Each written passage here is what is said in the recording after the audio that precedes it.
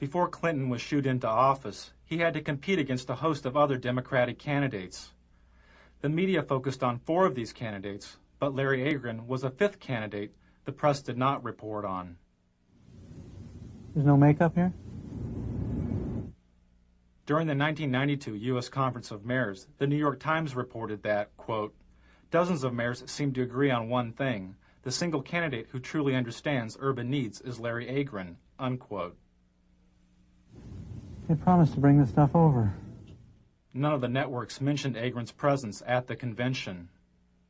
How about if I run over that Super Saver? One of Agran's staff had to run over to the Super Saver and buy some makeup because the network had broken its promise to provide it. This was typical of the media's treatment of Agran. When he appeared at this Democratic candidates forum, this Associated Press photo simply cropped Agran out of the frame. During the New Hampshire primary, the TV news reported the polling numbers of the top 5 Democratic candidates: Brown, Clinton, Harkin, Kerry, and Tsongas. When Agran moved into a 3-way tie with Harkin and Brown with 2% of the vote, most of the TV news didn't mention Agran. The day Bill Clinton captured what may have been the most valuable airtime of the entire election, as he spoke to 50 million viewers about his alleged affair, was the same day that a poll showed Agran's support at 4%. He had passed Brown and was the 5th leading candidate. When ABC's Sunday Evening News reported this poll, they simply deleted Agran entirely by not reporting his candidacy. During the New Hampshire primary, Agran's only live commercial TV appearance was through this satellite feed to ABC's Nightline. But the Nightline program wasn't directly about the election.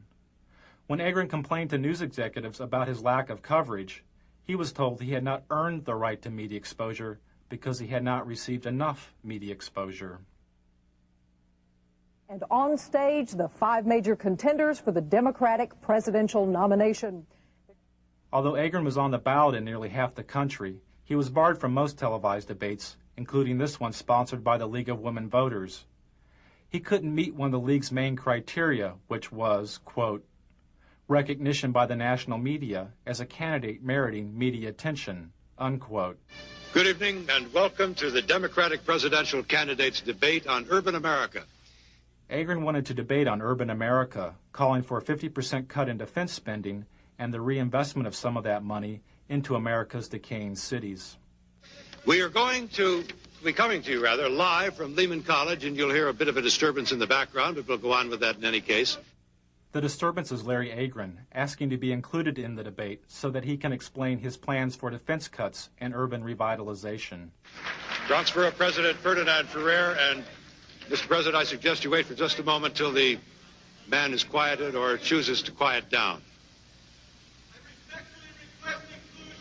All right, Mr. Ferrer. Agran was quickly arrested. His court date fell on the first day of the Democratic National Convention. During this campaign, but very little said about the problems facing America's cities. Tonight, we'll change all that. Without media exposure and the debates, Agran couldn't quickly receive federal campaign funds, and his candidacy lost momentum. You look all right on camera. What's that? You look all right. There's no hot spots. Really? Okay.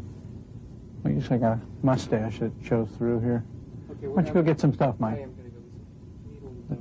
Oh, yeah. There we go. Campaign funds.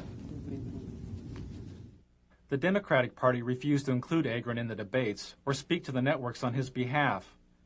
Agran talked about his exclusion, saying, "I've challenged my own party for its continuing complicity in Cold War thinking, Cold War rhetoric, and Cold War budgets."